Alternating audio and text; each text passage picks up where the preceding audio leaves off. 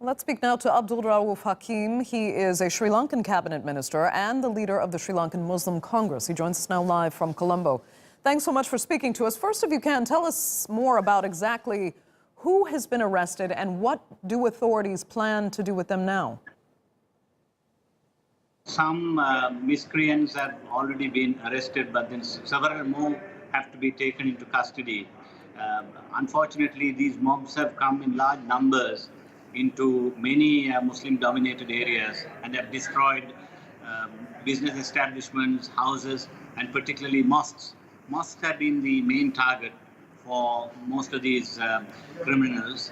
They have taken the law into their hands while the curfew was on in many areas. That is what is most regrettable. And we have asked the security forces to strictly enforce the law and then see that any miscreants be dealt with severely, even if it happens to be shooting at them to contain the violence that had spread. For the last 24 hours, relative peace is now prevailing. Hopefully, this will be brought under control within the next 1 or 2 days. Okay. I have to ask, though, shouldn't the government have seen this backlash against Muslims coming, given what happened on Easter Sunday? Obviously, this is being used as a pretext to attack the Muslims, though the incident itself is more than 3 weeks old. It appears that some of the elements have other motives. Some of them could be politically motivated with wanting the instability in the country to be further exacerbated and for political elements to take advantage of that. It's already understood that there is serious misunderstanding between the president and the prime minister apart from the incident itself. So now there has been serious finger pointing between the political opponents in the aftermath of the incident. Right. For us, the Muslims, it's a different story of becoming victims, though we are being seen as perpetrators originally.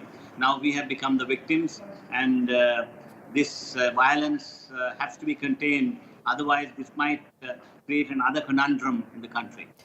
Yeah, I mean, Sri Lanka does unfortunately have a history of religious tension. I mean, there had been peace for a long time, but still that history was there. And it seems like almost a second security failure to have seen these attacks happen in the aftermath of the Easter Sunday bombings. But let me ask you this. I mean, guaranteeing security now for civilians is one thing. You're going to have to work on trust building among various communities as well. So what does Sri Lanka have planned?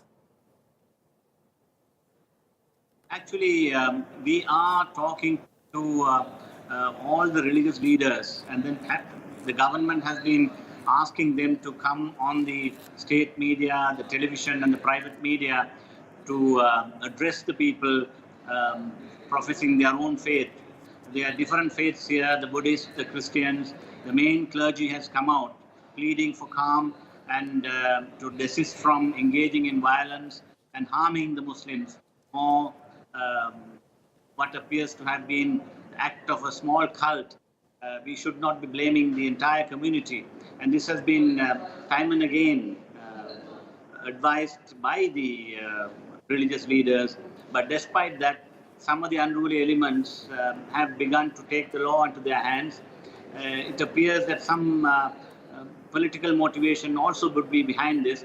There are also, as it does happen very often in such instances, people who have other intrigues, other collateral motives like business jealousy and wanting to target the economy of the Muslims and their livelihoods is also behind this.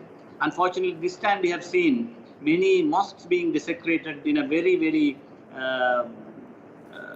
despicable manner. Indeed. This has to be contained.